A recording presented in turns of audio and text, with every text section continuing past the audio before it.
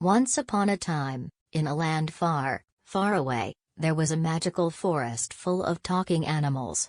The animals in the forest were all very happy and lived together in peace, but there was one animal who was always feeling sad.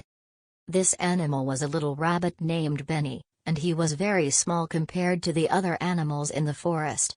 Because of this, he often felt left out and alone.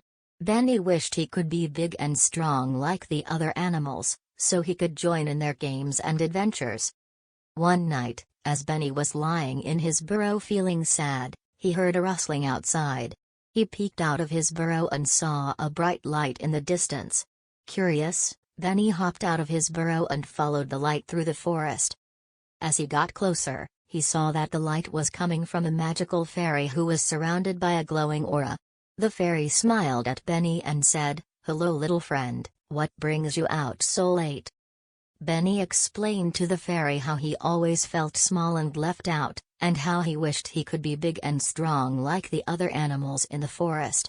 The fairy listened carefully and then said, "Benny, you don't have to be big and strong to be special.